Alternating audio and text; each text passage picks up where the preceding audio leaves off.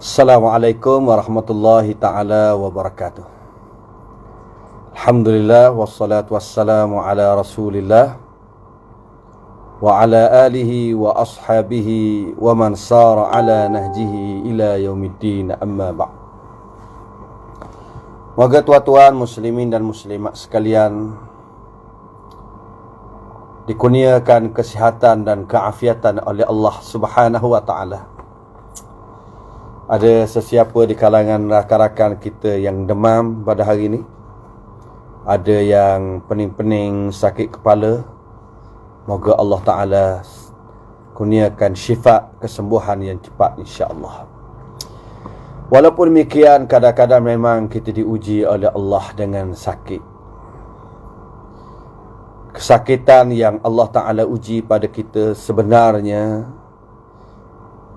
memberikan kebaikan kepada kita. Walaupun memang kita siang malam berdoa kepada Allah, sebagai Allah Ta'ala memberikan keafiatan, kesihatan, dan jika kita sakit dipercepatkan sembuh, kerana kita insan yang lemah iman, yang kadang-kadang tidak sanggup, tidak mampu menahan kesakitan. Walaupun demikian, ada sakit-sakit yang Allah Ta'ala kenakan pada kita, tujuannya untuk menghapuskan dosa kita, mengangkat darjat kita. Salah satunya ialah demam, al-humma, demam. Satu hari Nabi SAW menziarahi Ummu Sa'ib radhiyallahu ta'ala anha. Nabi melihat Ummu Sa'ib ini dalam keadaan menggigil. Malaki tuzafzafin, apa hal? Malaki, apa hal engkau wahai Ummu Sa'ib, dalam keadaan kelihatan menggigil? Kata Ummu Sa'ib, al-humma, demam wahai Rasulullah. La barakallahu fiha, tidak Allah Ta'ala akan memberkatimu dengan demam ini. Dalam erti kata lain, demam itu juga dikurniakan pahala oleh Allah kepada kita semua insya-Allah. Yang kedua, Allah Ta'ala kadang-kadang mengenakan seseorang itu dengan asar, sawan.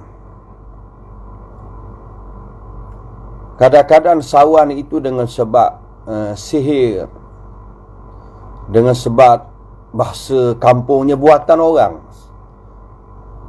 Ada orang sawan itu memang diuji oleh Allah. Malu kita nak sebut, kadang-kadang ada orang yang gila babi, sawang dia. Allahu Akbar. Allah Ta'ala uji dia dengan keturunan dia. Kadang-kadang anak dia macam tu, ayah dia pernah macam tu, ataupun mak dia pernah macam tu. Sehingga ada di kampung saya ni, dia sawan, dia rebah dalam kebun. Akhirnya Allah Ta'ala mematikannya. Tapi Allah Ta'ala akan mengampunkan dosanya, dan kita harap dia mendapat kebaikan di sisi Allah. Tetapi Nabi SAW pernah datang seorang perempuan mengadu kepada Nabi SAW tentang sawan yang dihadapinya. Inni usra, sesungguhnya aku dikenakan penyakit sawan. Wa inni atakasyaf, aku mengharapkan sungguh-sungguh agar aku dapat kesembuhan daripada penyakit ini. Fada'allaha li ya Rasulullah, tolong berdoa kepada Allah agar aku sembuh.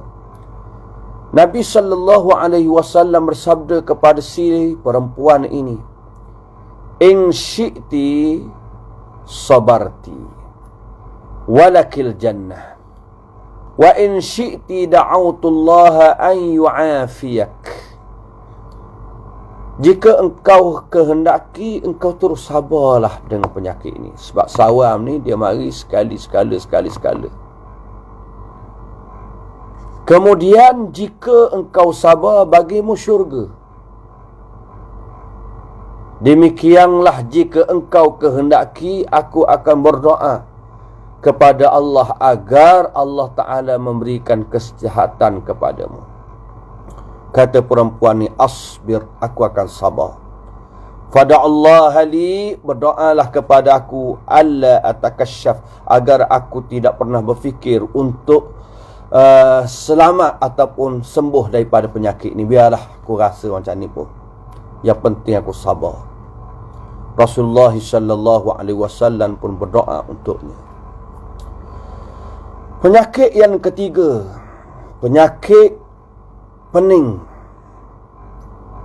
Kemening kepala ni pada jalan Allah, pening berfikir tentang masalah rakyat ni. Ada satu soalan ni minta tolong kita menyuarakan agar masjid ni dibuka seperti mana biasa. Memang kita nak semayang, tuan-tuan. Yang pertama kita kena faham, saudara Arif Fahmi. Yang pertama, kuasa yang menentukan tentang kedudukan masjid ini ialah penguat kuasa agama, Tuanku Sultan. Itu yang pertama. Yang kedua, suasana yang dinilai. Kedai-kedai, ada orang buat perbandingan, kedai boleh buka. Kedai itu tujuan dia untuk keperluan hidupan harian. Sebab tu saya pernah sebut dalam kuliah kita. Cuba tuan-tuan bayangkan, kalau tuan-tuan sembahyang dalam masjid, tiba-tiba berlaku kebakaran di luar. Orang panggil rumah terbakar. Kita keluar daripada masjid, tinggalkan kebakaran, tinggalkan masjid, keluar daripada masjid, tinggal sembahyang. Kita pergi tolong orang dulu. Bukan saya nak sebut, tetapi kadang-kadang kita perlu memahami hakikat yang sedang dirasai oleh frontliners dengan suasana yang ada pada hari ini. Contoh di Terengganu, Felda Tersat, Allahu Akbar, paksa berhadapan dengan situasi yang besar. Ini perlu difahami oleh kita. Memang kalau boleh kita nak semayang di masjid, besarnya pahala, tapi teruskan syiar yang ada. Semayang kita boleh buat di rumah.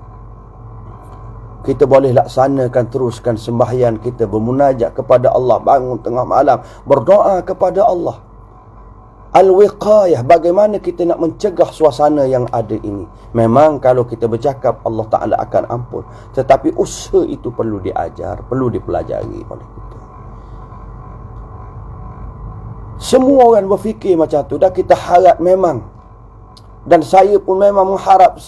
Baru 5 minit sebelum saya bertazkirah, ada ustaz yang hantar beberapa pandangan dia kepada saya. Saya terus panjangkan kepada pihak berkenaan, kepada pihak Maidam, supaya mereka berfikir.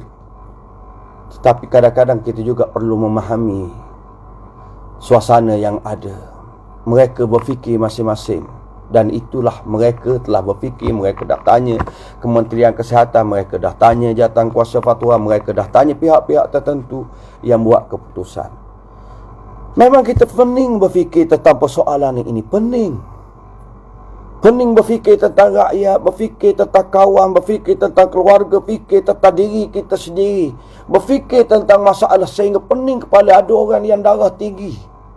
Tetapi ingat, orang yang pening kerana pada jalan Allah, man sudi'a ra'suhu fi sabilillah, sesiapa yang membuatkan kepalanya pening pada jalan Allah, fahtasib, maka tuntutlah ganjaran pahala daripada Allah. Dia mengharapkan pahala daripada Allah. Ghufira lahu ma kana qabla dhalika min dhanb. Fahtasaba, maka dia dengan perasaan mengharapkan pahala daripada Allah, akan diampunkan baginya dosa-dosa yang sebelum ini. Ma yazalul mar'ul muslim bainal malilah, berterusanglah seorang muslim itu antara demam dengan sakit kepalanya. Bila demam, sakit kepala. Wa inna alaihi minal khataya, sesungguhnya bagi dia ada dosa-dosa. La'a'zama min Uhud, dosa dia lebih besar daripada bukit Uhud. Hatta tatrukahu ma alaihi minal khataya mithlah habbatin min khardal, sehinggalah tinggal daripada dosanya sebesar biji sawi sahaja. Kecil Allah Ta'ala tinggal. Allah Ta'ala ampunkan dosa dia. Allah Ta'ala tinggalkan. Allah Ta'ala selamatkan dia, insya-Allah. Ini dia persoalan-persoalan yang Allah Ta'ala ajar pada kita. Bila kita diuji oleh Allah dengan penyakit-penyakit seumpama ini, insya-Allah Allah Ta'ala akan mengampunkan dosa kita. Allah Ta'ala akan memberi kebaikan kepada kita semua, insya-Allah. Saya secukuplah sekadar itu pagi petang ini dengan 3 penyakit yang sering kali berlaku pada setiap orang, membuatkan Allah Ta'ala akan mengampunkan dosanya insya-Allah. Wassallallahu ala sayyidina Muhammad wa ala alihi wa sahbihi wasallam.